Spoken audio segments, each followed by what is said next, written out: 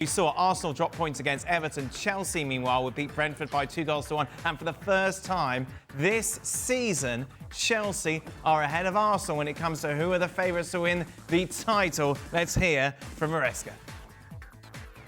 No matter how many games we're going to win, I think we are not ready to compete for the title. One of the reasons why is because I think that team that they know how to compete to win title, they are not going to concede the goal that we concede. We concede the goal 90 minutes, throwing for us, we concede a goal. A team that they know how to win title, that goal they are not going to concede. So this is one of the reasons why I still continue to say that we are not ready for titles.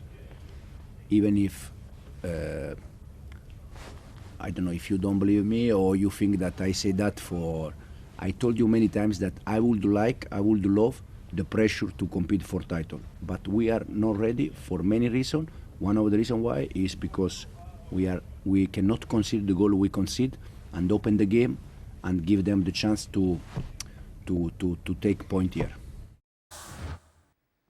I am the main driver of the Chelsea title train. I think they've got an absolutely brilliant point.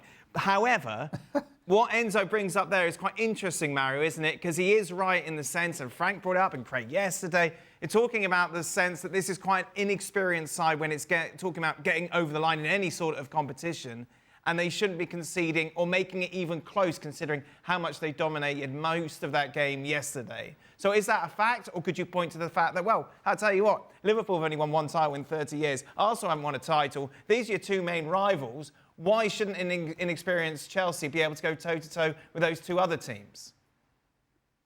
It's very easy because you got a young side, and if you want to protect your side, you're not going to put the heat on them. And not putting the heat on them is making you're like coming out and making everybody know, like, listen, guys, we're not in that race yet. He's not saying the defense that we cannot defend like that. No, what he wants to say, guys, if you defend better, we are going to win. We can win this league. And that is the thing what he's doing now. But he's doing it so subtle because there is no need to go after young boys in public and making them unsettle them.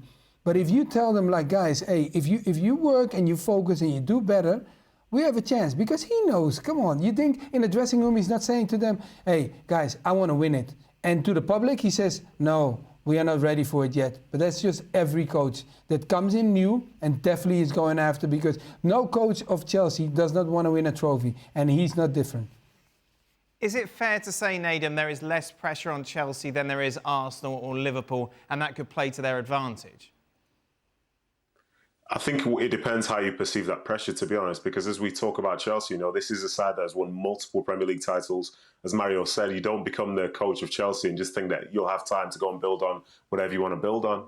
Managers in the past have won trophies and been sacked shortly after. So I think the pressure is just different. I think maybe the fans understand it's more of a journey, but whilst they're still winning these games and winning them how they're winning at this moment in time, with some of the best attacking football the league's seen this year so far, like, why would they not believe that they could do it? They can't help but, look at Liverpool dropping points and say, well, this is our chance to get closer.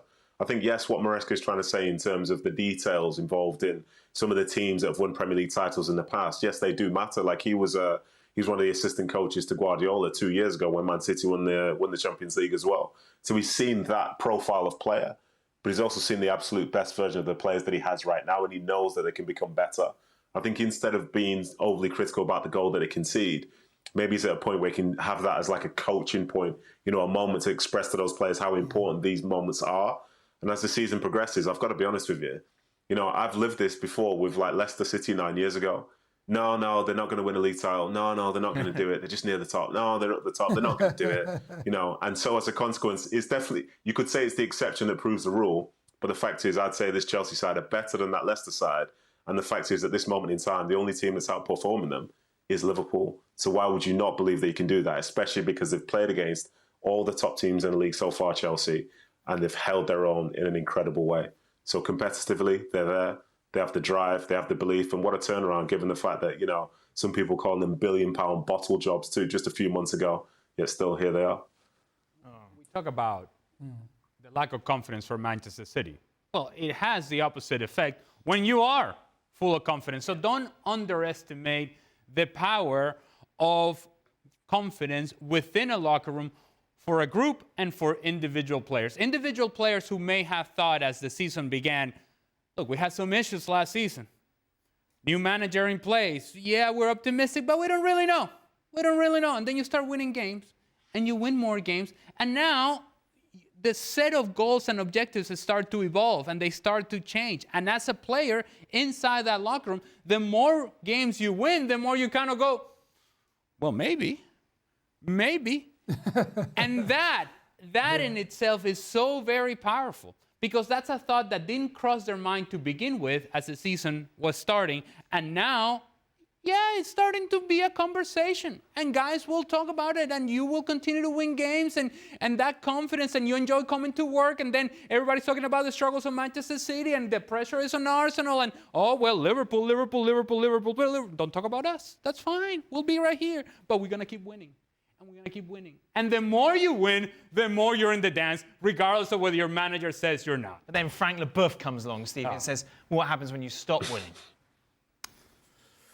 Well, you can only answer that question when it happens. But any decent coach with half a brain is going to turn around and say what Maresca said. Right. But the fact is he's talking nonsense. How can you say they're not ready to compete when they're only 2 points off the top of the table? So what he's saying is wrong, but what he's saying is right. Well, yes, right. and actual technically yes. Yeah, there we go. I like it. But that's not really what matters. What matters is what goes on between the brains of the players, because the players are the ones that can mess it up. Yes. And as Nedum said, Leicester City showed that it's possible. Yes. But when you get to the top of the league, the whole pressure completely comes at a different angle and a different way. And so right now, 100%, Chelsea have had a free ride to second spot in the Premier League. What's happening between your brains? Sorry.